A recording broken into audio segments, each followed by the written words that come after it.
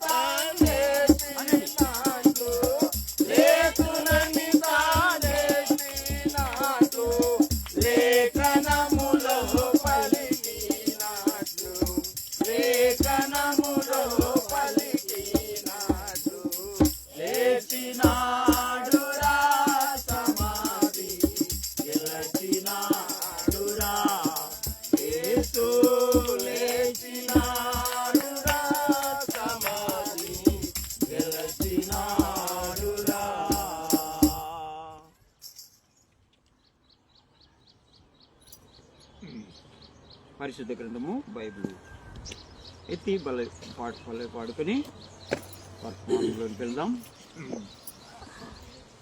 పఠింప శ్రేష్ఠ గ్రంథము బైబిల్, పఠింప శ్రేష్ఠ గ్రంథము బైబిల్, అనుదినము పఠించిన ప్రేమతోడ నడుపును.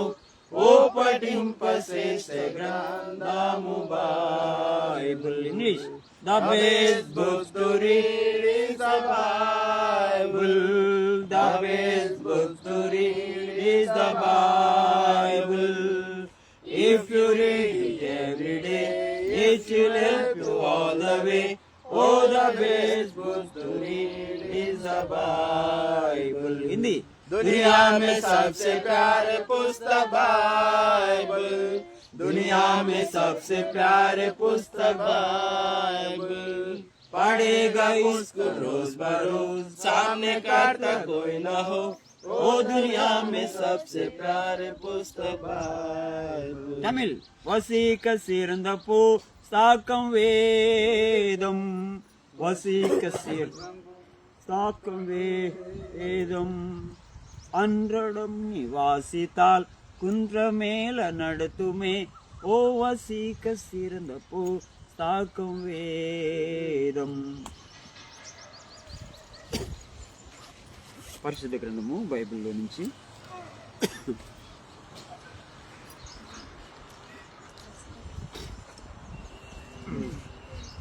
మత్తయి సువార్త 28వ అధ్యాయము మొదటి నుండి. ఎజరన్న ముందుకురా, దాసన్న లైన్లకు రా. విక్టర్ పోలన్న ప్రభన్న ఒక లైన్ ఉంటారు, ఇంకొచ్చే వాళ్ళు ఇంకొక లైన్.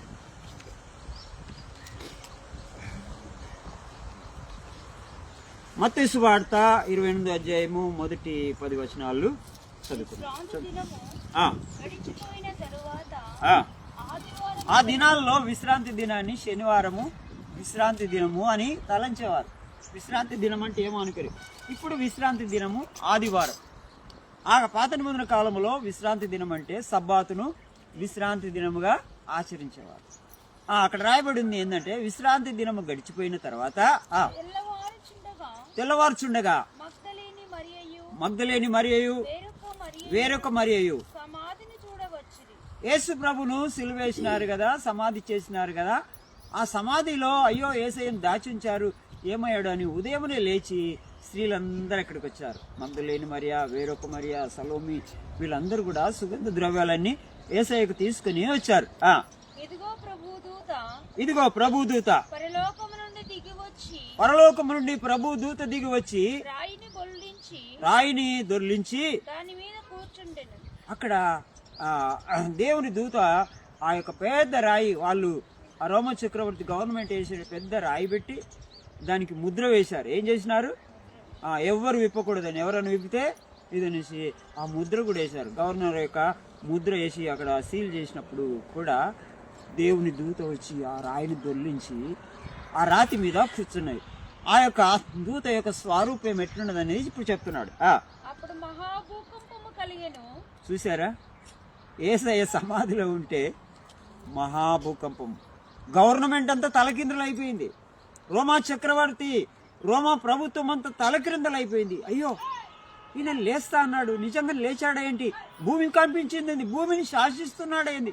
మేము కూడా మా బంగ్లాలన్నీ పడిపోతాయేంటి? రోమా, పిలాతు చక్రవర్తులు అందరూ కూడా తలక్రిందులు అయిపోయే విధంగా పెద్ద భూకంపము కలిగింది. ఆ బండ, ఆ యొక్క ఎప్పుడైతే ఆ బండను దొర్లించి ఆ దూత అక్కడ కూర్చున్నాడో అతని స్వరూపము ఎట్లున్నదంట? మెరుపు వలె ఉన్నది. అతని వస్త్రము హిమము అంటే తెలుసా మీకు? హిమం అంటే మంచు. Very good. హిమం అంటే మంచు. ఆ తెల్లని ఆ మంచు కంటే కూడా ఇంకా ఆయన ధవల వస్త్రములు ధరించుకున్నవాడే, తెల్లని వస్త్రములు ధరించుకున్నవాడే. ఆ విధంగా దూత అక్కడ ఆ పెద్ద రాతి మీద కూర్చుని ఉన్నాడు. అతనికి భయపడుట వలన కావలి వారి వనికి సచ్చిన వారి వలన ఉండేది. అక్కడ రోమా చక్రవర్తి గవర్నమెంట్ ఏం చేశారంటే, ఆ యొక్క ఈయన 3 దినాల్లో లేస్తా అన్నాడు. ఎవరన్నా వచ్చి ఈయన లేపుకొని పోయి లేచాడని చెప్తారు. కాబట్టి మీరు కావలి ఉండండి అని అక్కడ సైనికులను కావలి వారి ఉంచారు. అయితే దూత వచ్చి ఆ బండను ఆ యొక్క పేద రాతిని తొలగించగానే ఆ యొక్క స్వరూపాన్ని చూసినప్పుడు హిమమంత తెల్ల ధవల వస్త్రం, ఆ చూడలేనటువంటి సూర్యుని కాంతి ఏ విధంగా చూడలేమో ఆ చూడలేక అక్కడ ఉన్నటువంటి భటులందరూ కూడా, సైనికులందరూ కూడా చూడలేక సచ్చిన వారి వలె పడి ఉన్నారు. చూడండి, దేవుని శక్తి ఎంతదంటే రిజరక్షన్ పవర్ అక్కడ చూపెడుతున్నాడు. ఆ పునరుత్థానం యొక్క శక్తి ఏంటిదో వాళ్ళు చూసినప్పుడు వాళ్ళందరూ సచ్చిన వారి వలె పడిపోయారు. నిజంగానే యేసయ్య లేచాడు, మరణమును గెలిచాడు, మరణపు ములును విరిచాడు, సమాధిని గెలిచాడు, సమాధిలో లేడు అని ప్రకటిస్తున్నాడు.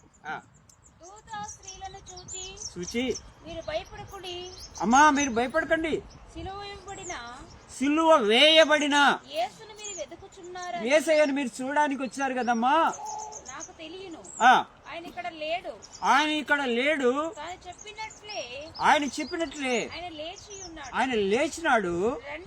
రండి, ప్రభు పడుకొని ఉన్న ఆయన పడుకొని 3 దినములు పడుకొని ఉన్న స్థలమును చూచి, ఆ స్థలాన్ని చూచి త్వరగా వెళ్ళి ఆయన మృతులలో నుండి లేచి, ఆయన మరణమును జయించి మృతుల్లో నుంచి లేచి మరణపు ముళ్ళును విరిచి సమాధిని గెలిచినాడని ఆయన శిష్యులకు తెలియజేయండి, ఆయన శిష్యులందరికీ తెలియచేయండి అని ఈ దేవుని యొక్క దూత ఆ వచ్చిన స్త్రీలతో చెప్తున్నాడు.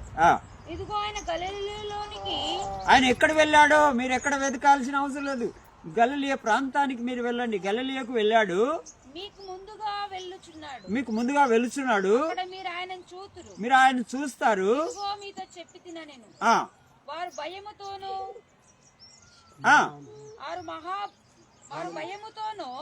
మహా ఆనందముతోనూ వాళ్ళకు భయం కలిగిందంట. అయ్యో యేసయ్య లేచాడా, నిజమేనా అనేసి భయముతోనూ మహా ఆనందం. సమాధి యొద్ద నుండి త్వరగా వెళ్లి సమాధి యొద్ద నుంచి ఆ మరియా మగ్దలేని మరియా, సలోమి స్త్రీలందరూ కూడా గలిలయ ప్రాంతానికి త్వరగా వెళ్లి ఆయన శిష్యులకు ఆ వర్తమానము తెలుప పరిగెత్తుచుండగా యేసు వారిని ఎదుర్కొని, ఈ యొక్క యేసు ప్రభు ఆ స్త్రీలను ఎదుర్కొని మీకు శుభమని చెప్పాను. యేసు ప్రభు ఏం చెప్పాడు? శుభమమ్మా అని చెప్పాడు. వారు ఆయన యొద్దకు వచ్చి ఆయన పాదాలు ముట్టుకొని ఆయనకు మ్రొక్కగా, యేసు భయపడకుడి, మీరు వెళ్ళి నా సహోదరులు గలిలయకు వెళ్ళవలననియు వారు అక్కడ నన్ను చూతురనియు వారికి తెలుపుడనెను. వారు వెళ్ళుచుండగా కావలి వారిలో కొందరు పట్టణంలోనికి వచ్చి జరిగిన సంగతులన్నిటినీ ప్రధాన యాజకులతో చెప్పిరి. కాబట్టి వారు పెద్దలతోనూ కూడి వచ్చి ఆలోచన చేసి ఆ సైనికులకు చాలా ద్రవ్యమిచ్చి, మేము నిద్రపోవుచుండగా అతని శిష్యులు రాత్రి వేళ వచ్చి అతను తీసుకొని పోయిరని మీరు చెప్పుడి. సరిపోయి. అయితే యేసు ప్రభు లేచిన విధానాన్ని మనం చూస్తున్నాం, ఇక్కడ కనులారా చూస్తున్నాం, చెవులారా వింటున్నాం.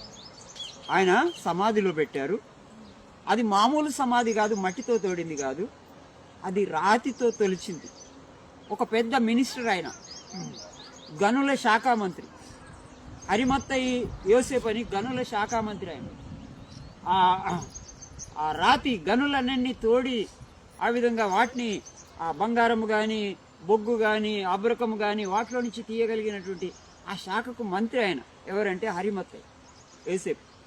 అంత ధనవంతుడు తను చనిపోకముందు, నేను చనిపోయినాక నాకు సమాధి తోడుతారో లేదా అని ఒక పేద ఆ సొరంగము, ఆ బండను చూసి ఆ సమాధి దోడుకొని పెట్టుకున్నాడు చనిపోకముందే. ఎవరైనా అరిమత్తయి యోసేపు అని ధనవంతుడు, ఆయన ఒక మినిస్టర్, గనుల శాఖ మంత్రి. ఆయన తోడు పెట్టుకున్నాడు. అయితే పిలాతు దగ్గరికి వెళ్ళి, అయ్యా అది నాకు కావాలి, ఆయన యొక్క డెడ్ బాడీ కావాలని తీసుకొని పోయి నా కొరకు తొలిచినటువంటి ఆ సమాధిలో యేసయ్యను పెడతానని పెట్టి, ఇంకా ఆ రాతిలో నుంచి ఎక్కడ భూమిలో నుంచి అయితే ఎలుక దోడుకొని బయటకు పరిగెత్తగలుగుతుంది కదా, పందికొక్కు దోడుకొని పరిగెత్తగలిగి, రాతిలో నుంచి ఎవరైనా దోడుకొని వెళ్తారా? రాతి సమాధిలో ఉంచి పెద్ద బండను కూడా ఉంచారు. ఆ యొక్క గవర్నర్ యొక్క ముద్ర వేసి సీల్ కూడా వేశారు. ఎవరు కూడా లేపలేదు. పరలోకం నుంచి దేవుని దూత వచ్చాడు, ఆ రాతిని దొర్లించాడు. వెంటనే యేసయ్య లేచాడు. లేచి గలిలే ప్రాంతానికి వెళ్ళాడు. వెళ్ళినప్పుడు ఆ యొక్క గవర్నరు వాళ్ళందరూ కూడా, ఈ సైనికులు పరిగెత్తుకొని వెళ్ళి, అయ్యా మనం యేసుప్రభుని సమాధి చేశాం కదా, సమాధిలో లేడయ్యా, నిజంగానే ఆయన లేచినాడయ్యా, మేము అక్కడే కావలున్నాము, కానీ మాకు కనబడకుండానే ఆయన ఎప్పుడో లేచాడయ్యా, దేవుని దూత వచ్చాడు, ఆ బండను దొర్లించారు, ఆయన లేచాడయ్యా అని ఆ రోమా గవర్నమెంట్కు చెప్తుంటే, గవర్నమెంట్ అంతా కూడా భూకంపం వచ్చినప్పుడు తలకిందలు అయిపోయారు. అరే మనం సిలివేస్తమే, మనం కొడుతుమే, కాలు చేతుల్లో మేకులు కొడుతుమే, పక్కలో బల్లెం పొట్టు పొడిస్తమే, ఆ యేసు లేచాడా? అవును, చనిపోయాడు కదయ్యా, చనిపోయాడు, మళ్ళీ లేచాడు. ఇది అద్భుతం. చనిపోయాడు కానీ ఆయన తిరిగి లేచాడు అని గవర్నమెంట్ విన్నప్పుడు ఆ గవర్నమెంట్ అంతా కూడా భయభ్రాంతులతో నిండిపోయి, మహాశక్తి గల దేవుని మేము కొట్టామా, అప్పుడు రిపెంట్ అవుతున్నా, ఓహో ఇంత గొప్ప దేవుని మేము సమాధి చేశామా, ఈయనను సిలువకి ఎక్కించామా అనేసి వాళ్ళలో చాలామంది రిపెంట్ అయ్యారు, ప్రభుని నమ్ముకున్నారు. వాళ్ళు ప్రభు యొక్క శక్తి ఏంటిదో, రిజరక్షన్ పవర్ ఏంటిదో, పునరుత్థాన శక్తి ఏంటిదో తెలుసుకున్నారు. అయితే తెలుసుకున్న తర్వాత కూడా వాళ్ళలో కొంతమంది కుట్ర చేశారు. ఇక నిజంగానే యేసుప్రభు లేచాడంటే మన పరువు పోతుంది, అయ్యో దేవుణ్ణి మీరు సిలువేశారు, ఆయన నిజంగానే లేచాడు అని అంటే మన పరువే పోతుంది, కాబట్టి ఆయన లేవలేదు. ఆయనకు సంబంధించిన శిష్యులు వచ్చి ఆ యొక్క శవాన్ని ఎక్కడో ఎత్తుకొని పోయారని చెప్పమని వాళ్ళకు ఎక్కువగా డబ్బు ఇచ్చి, ఆ విధంగా లంచం ఇచ్చి యేసు ప్రభు లేవలేదని చెప్పండి అన్న. చూడండి ఎంత అబద్ధము. అంటే ఈ యొక్క మంచిని సమాధిని చేసి కూడా ఆ మంచి మరలా మానవులకు కనబడుద్దని ఆ మంచిని మరుగు చేయడానికి వాళ్ళు ద్రవ్యం ఇస్తున్నారు. ఏం చేస్తున్నారు? ఆ మంచి తిరిగి లేచిందని, ఆ మంచి చిగురై లేచిందని, లేత మొక్క వలె ఎండిన భూమిలో నుంచి మొలిచిన మొక్క వలె తిరిగి లేచినాడని ఆ విధంగా తెలుసుకోగానే వాళ్ళకి ఏమైపోయింది? ఆ విధంగా ద్రవ్యం కనబడ్డది. ఈ ద్రవ్యం ఇచ్చి ఆయన లేవలేదని చెప్దాం. చూడండి ఎంత కుట్ర, మానవుల యొక్క ఆలోచన ఎంత భయంకరమైనదో. నిజంగా ఆయన తిరిగి లేచినా కానీ భయంకరమైనటువంటి ఆ దుష్టత్వం కలిగిన మనుషులు ఆ విధంగా చేస్తున్నారు. ఓకే, ఇప్పుడు గలిలయకు వెళ్ళి స్త్రీలు కలిశారు, ఆయన మొక్కారు, మీరు భయపడుకునని యేసయ్య వాళ్ళతో చెప్పాడు. అక్కడ పేతురున్నాడు, ఇంకా చాలామంది అక్కడి నుంచి వాళ్ళు వస్తున్నారు. ఇంకో మాట చదువుకుందాం. ఇంకో చోటు కూడా యోహాను సువార్త 20 అధ్యాయము మొదటి నుండి. యోహాను సువార్త 20 అధ్యాయం. ఇంకను చీకటిగా ఉండినప్పుడు మగ్దలేని మరియా పెందలగడ సమాధి యొద్దకు వచ్చి సమాధి మీద ఉండిన రాయి తీయబడినట చూచి గనక ఆమె పరిగెత్తుకొని సీమోను పేతురునొద్దకు, యేసు ప్రేమించిన మరి యొక్క శిశువు యొద్దకు వచ్చి ప్రభువును సమాధిలో నుండి ఎత్తుకొని పోయిరి, ఆయనను ఎక్కడ ఉంచిరో ఎరగమని చెప్పాను. కాబట్టి పేతురు ఆ శిశువును బయలుదేరి సమాధి యొద్దకు వచ్చింది. వారిద్దరు కూడి పరిగెత్తుచుండగా ఆ శిశువుడు పేతురు కంటే త్వరగా పరిగెత్తి ముందుగా సమాధి యొద్దకు వచ్చి వంగి నారబట్టలు పడిండుట సూచన గాని, ఆయనకు సన్నని నార వస్త్రములు చుట్టారు. రాజు కదా, ఆ రాజవస్త్రములు సన్నని నార వస్త్రములు ఆయనకు చుట్టారు. ఆ నార వస్త్రములు అక్కడ కనబడుతున్నాయి, కానీ యేసయ్య లేడు. మీరు చుట్టిన వస్త్రములు ఇక్కడే వదిలిపెట్టి వెళ్తున్నానని ఆ వస్త్రములను వదిలేడు. ఆ నారబట్టలు పడియుండుట చూచెను గాని అతడు సమాధిలో ప్రవేశింపలేదు. అంతటా సీమోను పేతురు వెళ్ళాడు. అతను వెంబడి వచ్చి సమాధిలో ప్రవేశించి సమాధిలోనికి దిగాడు కిందికి. నారబట్టలు పడియుండుటయు ఆయన తల రుమాలు నారబట్టల యొద్ద ఉండక వేరొక ఒక చోట చుట్టియుండుటయు చూచెను. అప్పుడు మొదటి సమాధి యొద్దకు వచ్చిన ఆ శిశుడు లోపలికి పోయి చూచి నమ్మెను. ఆయన మృతులలో నుండి లేచుట అగత్యమని లేఖనములు వారికి ఇంకను గ్రహింపరైరి. చూసారా, ఆయన నమ్మలేదు, యోహాను నమ్మలేదు. ఏమంటున్నాడంటే లేచాడా నిజంగా అని నమ్మకుండా ఆయన వస్త్రాలను చూశాడు. ఏం చేశాడు? పేతురు పోయి చూసినప్పుడు ఆ యోహాను కూడా, వేరొక శిష్యుడు యోహాను కూడా వచ్చి చూసినప్పుడు ఆయన మామూలుగా మీరు కదా రాత్రి మీరు దుప్పట్లు కప్పుకుంటారా? నిద్రపోయేటప్పుడు పొద్దున్నే లేచి మడత పెట్టడం తెలుసా మీకు? నీట్గా మంచిగా మడత పెట్టుకుంటారు. యేసయ్య లేచి, నేను లేచానయ్యా, ఎక్కడికి పోతలేడు, మీ వస్త్రాలు మీ ఇక్కడ పెట్టేస్తున్నాను అనేసి వస్త్రములు మడిచి ఫోల్డింగ్. చూడండి, ఆయన ఆగమాగం తొందరగా పరిగెత్తుకుని వెళ్ళినట్టు కాదు. ఇదిగో నేను వచ్చాను, నేను మీ కొరకు చనిపోయాను, సమాధిలో 3 దినాలు ఉన్నాను, మీరు నాకు చుట్టిన బట్టలన్నీ మడిచి ఇక్కడ పెట్టిపోతున్నాను, దాని కారణాలు చూసుకోండి అని సన్నని నార వస్త్రములు, తలకు వేసిన రుమాలు అవన్నీ కూడా మడిచి అక్కడ పెట్టి ఆయన తిరిగి లేచినట్టుగా మనం చూస్తున్నాం. మన జీవితం ఒక క్రమమైనదిగా ఉండాలని ఆ ఫోల్డింగ్, ఆ యొక్క వస్త్రముల యొక్క గార్మెంట్ యొక్క మరి ఉద్దేశం. మన జీవితం ఒక క్రమంగా ఉండాలి, చిందరవందరగా ఉండకూడదు. ఆ విధంగా మన గది కూడా కదా, అక్కడ చాలా మంచిగా శుభ్రపరుచుకుంటారు, బట్టలు మంచి, వస్త్రములు మంచి మడిచి పెట్టుకుంటారు, ఆ పాత్రలు మంచిగా పెట్టుకుంటారు. ఎక్కడెక్కడ ఎవరైనా వస్తే, నేను ఒక ఇంటికి వెళ్తే ఒక అక్క పాత్ర తీసుకొని ఆ పాత్రలన్నీ మంచి శుభ్రంగా కడిగి ఆ ప్లేట్లకు మరకలు వస్తాయండి. ప్లేటు నేను చూసి అద్దంలాగా ఉండాలన్నా, ఎందుకమ్మా ఆ ఖర్చుతో దుడుస్తున్నామంటే ఈ ప్లేటుకు మరకలు, నీటి మరకలు అసలు ఉండకూడదు.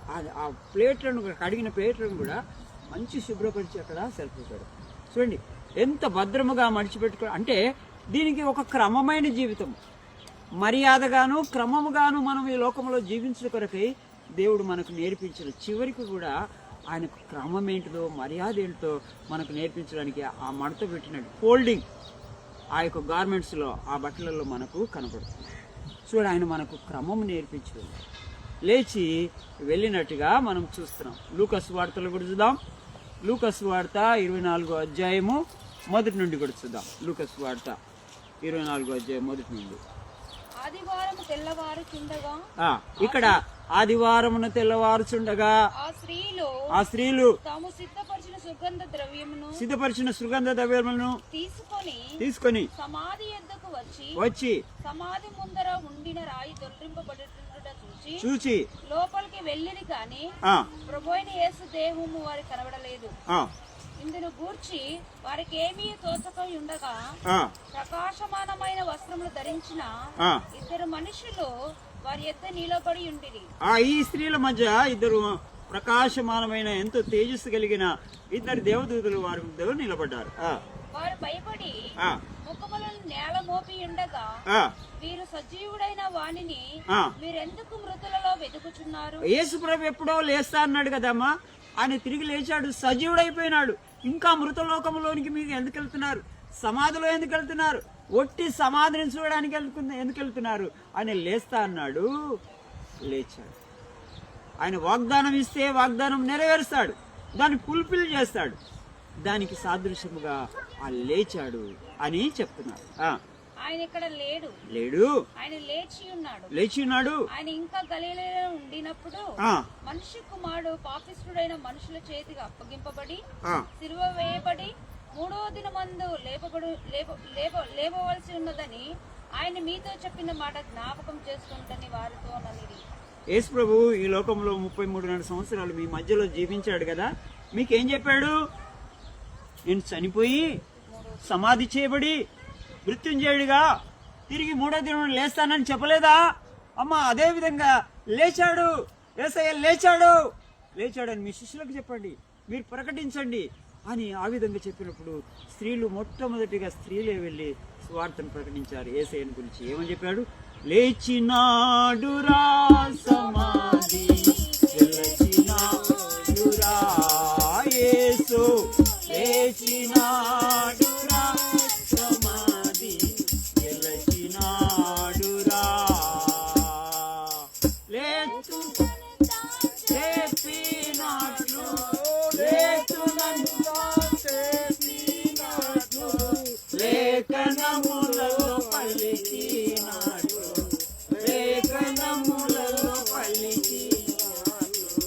లేచినాడురా సమాధి యేసు లేచినాడు.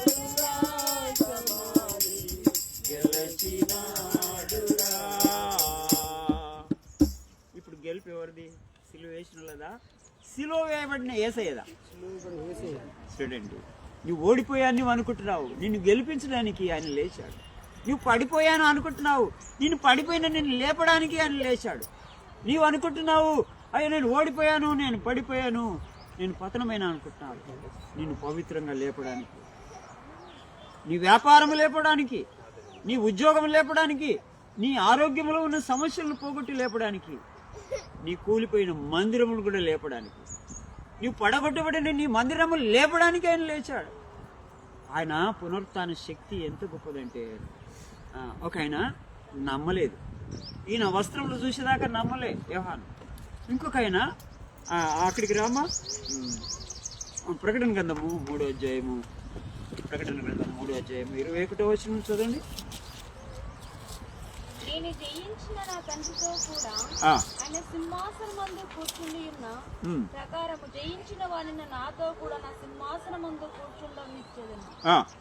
సంఘములో ఆత్మ చెప్పుచున్న మాట చెవి గలవాడు వినును. కాబట్టి ఈలాగు నేను ఏ విధంగా సమాధిని గెలిచానో మీరు కూడా ఆ విధంగా లేపుతాను మిమ్మలను. ఆ విధంగా జయించిన వాడిని నాతో సమానముగా నా సింహాసనం మీద కూర్చోబెట్టాను. ఆయన ప్రభు ఆ సింహాసనం మీద కూర్చున్నవాడై నీ కొరకు నా కొరకు విజ్ఞాపన చేస్తున్నాడు. ఆయన లేచి మనం పడిపోకుండా ఉండాలని, మనం లేచి నిలబడి ఆయన కొరకు నడిచే వారంగా ఉండాలని. పాపములో పడిపోవద్దు, లోకములో పడిపోవద్దు, నరకములో పడిపోవద్దు, పాతాళములో పడిపోవద్దు, ఏ సమస్యలలో నీవు పడిపోవద్దని నిన్ను నడిపించడానికి ఆయన తిరిగి లేచినాడు. ఆ లేచిన యేసయ్య ఎంత గొప్ప దేవుడు అంటే,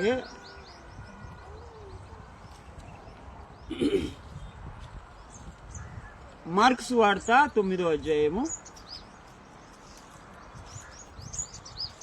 మార్క్స్ వార్త 9వ అధ్యాయము 20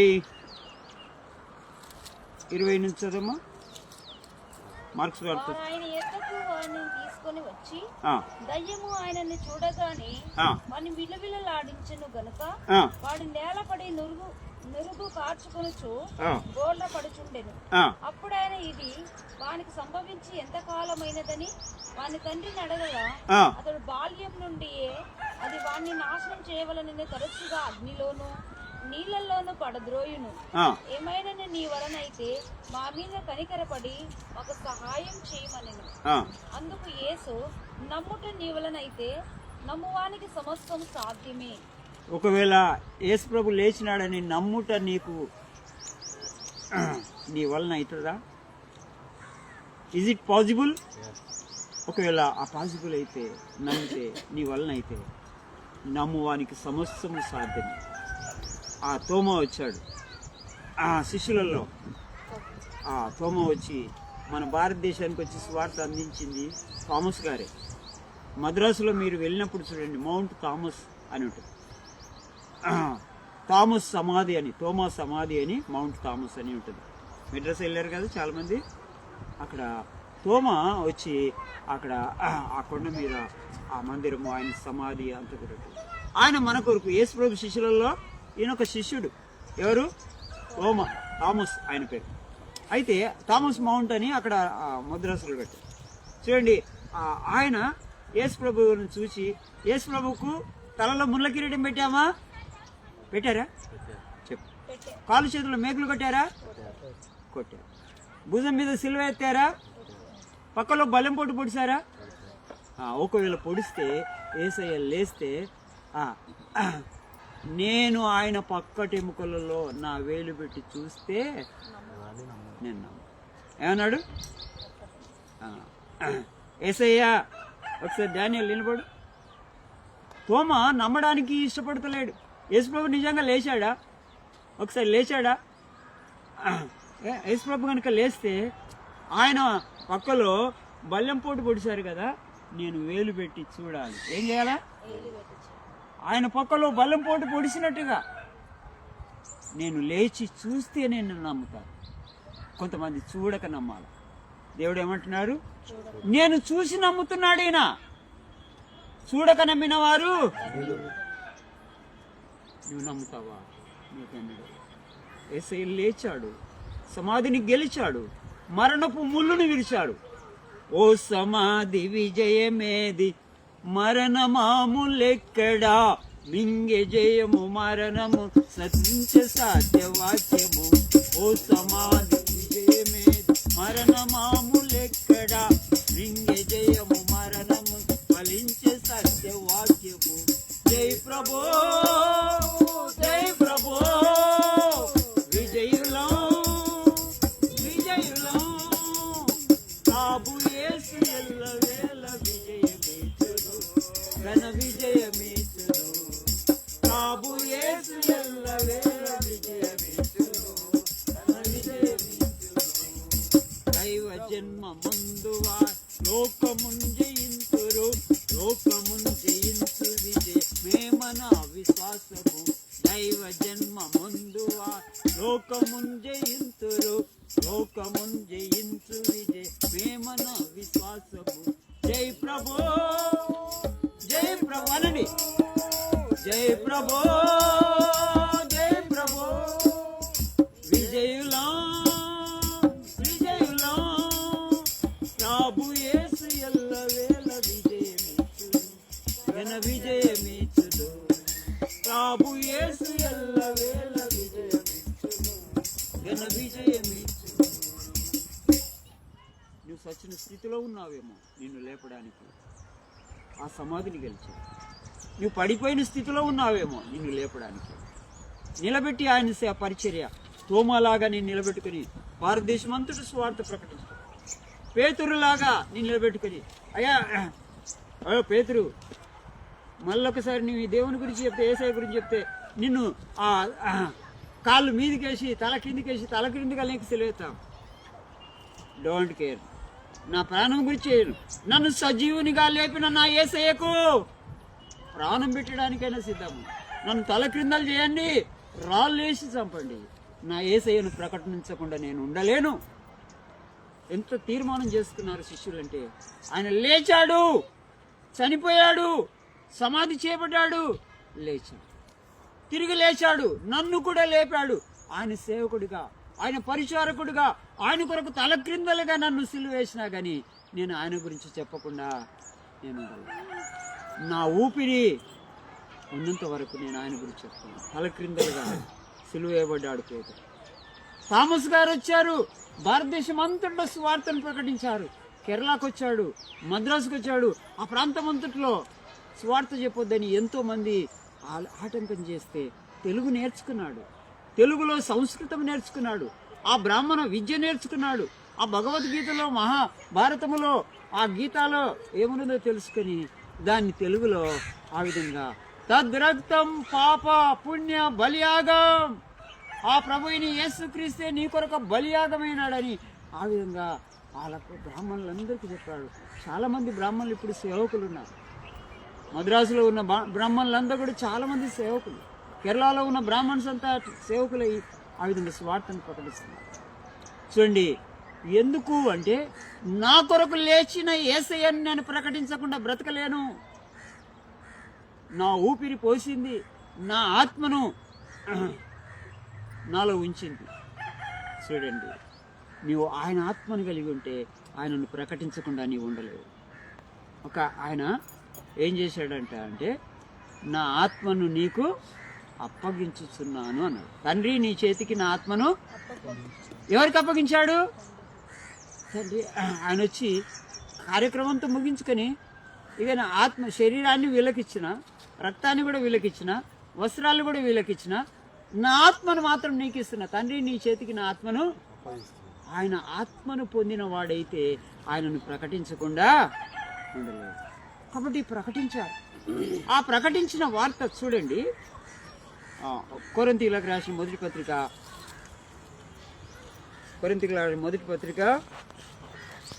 15వ అధ్యాయము, మొదటి కొరింథీ 15వ అధ్యాయము 3-4 వచనాలు. ఏమనగా లేఖనముల ప్రకారము క్రీస్తు మన పాపముల నిమిత్తము మృతి పొందెను, సమాధి చేయబడెను, లేఖనముల ప్రకారము 3వ దినమున లేపబడెను, ఆయన కేఫాకును తర్వాత 12 మంది శిష్యులకును కనబడెను. పిమ్మట 40 దినములలో 500 మంది కంటే ఎక్కువ సహోదరులకును ఒక్క సమయమందే కనబడు అనేకులు. కాబట్టి ఆయన లేచినాడనే ఆ వార్త ప్రభుత్వం విన్నప్పుడు వణికిపోయింది. ఆయన లేచాడు.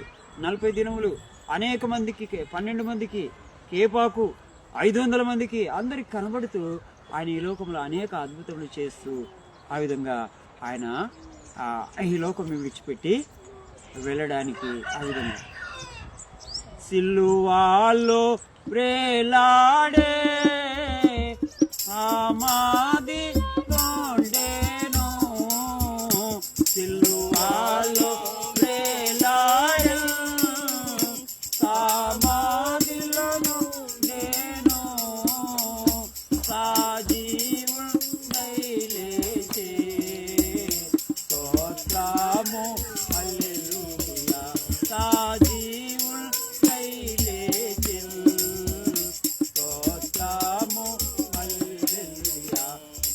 మనకై యేసు మరణించే మన పాపముల కొరకై నిత్య జీవమునిచ్చుటకే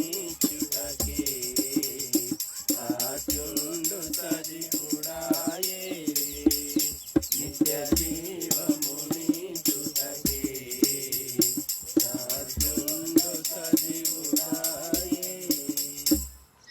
ఆయన యొక్క రిజరెక్షన్ పవర్, పునరుత్థాన శక్తిని నీవు పొందుకొని ఆయన ప్రకటించినట్టుగా పునరుత్థానమును జీవమును నేనే వారికి తెలుసు. కాబట్టి పునరుత్థానమును జీవమును నేనే అని చెప్పిన దేవుడు మనకున్నాడు. ఆ పునరుత్థానంలో నిన్ను కూడా ప్రవేశింపజేస్తాడని రోమీయులకు రాసిన పత్రిక 6వ అధ్యాయము, రోమీయులకు రాసిన పత్రిక 6వ అధ్యాయము 4వ వచనం చదువుకుని.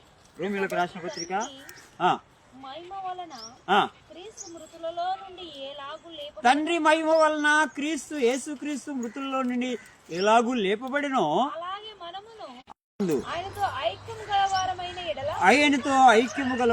ఎడల ఆయన పునరుత్థానం యొక్క సాదృశ్యమందును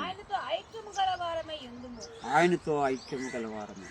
చూసారా, ఆయన మరణించి తిరిగి లేచినాడని నీవు నమ్మితే ఒక దినము నీవు కూడా ఆయన లేచాడు. సిలువ వేసిన వాళ్ళందరూ కూడా భయభ్రాంతులతో 2 సార్లు భూకంపం వచ్చింది. ఆ భూకంపం వచ్చినప్పుడు వాళ్ళందరూ కూడా భయపడ్డారు. ఏంటి, ఆయన గొప్ప దేవుడు, సృష్టిని చేసినవాడు, సృష్టిని ఆజ్ఞాపించగలిగిన వాడు. ఆయన ఉగ్రతకు భూమి కంపిస్తుంది. ఏం చేస్తుందంట? కప్పిస్తుంది కాదు, ఏం చేస్తుంది? కంపము వస్తుంది. కంపము ఏమొస్తుంది? చదవండి ఆ మాట. ఇర్మియా 10:10 చదువుకొని ఆరోజు చేసుకున్నాం. ఇర్మియా 10వ అధ్యాయం 10వ వచనం. యెహోవాయే నిజమైన దేవుడు, ఆయనే జీవము గల దేవుడు, సదాకాలము ఆయన రాజు అయి ఉన్నాడు. ఆయన ఉగ్రతకు భూమి కంపిస్తుంది. The God Lord is true, is living God, is almighty God. ఆయన ఆజ్ఞాపిస్తే భూమి కూడా కంపిస్తుంది. ఆ విధంగా ఆ భూకంపం వచ్చింది. ఆ తలక్రిందలుగా ఆ విధంగా ఆ యొక్క రాయి దొర్లింపబడ్డది. దేవుని దూత వచ్చి కూర్చున్నాడు. అతని వస్త్రం హిమము కంటే తెల్లని, ధవల వస్త్రం ధరించుకుంది. లేచినాడు అని చెప్పినట్టుగానే తిరిగి లేచినాడని ప్రకటించింది. ఆ లేచిన యేసయ్యను, జీవముగల దేవుణ్ణి, శిలువలో మరణించి సమాధి చేయబడి మృత్యుంజయుడిగా 3వ దినం తిరిగి లేచేయను మనం ఆరాధిస్తున్నాం. ఇదిగో మృతుడనైతిని గాని యుగ యుగములకు సజీవుడని, ఫర్ ఎవర్ యుగ యుగములకు నేను సజీవుడిని, మిమ్మల్ని కూడా సజీవులుగా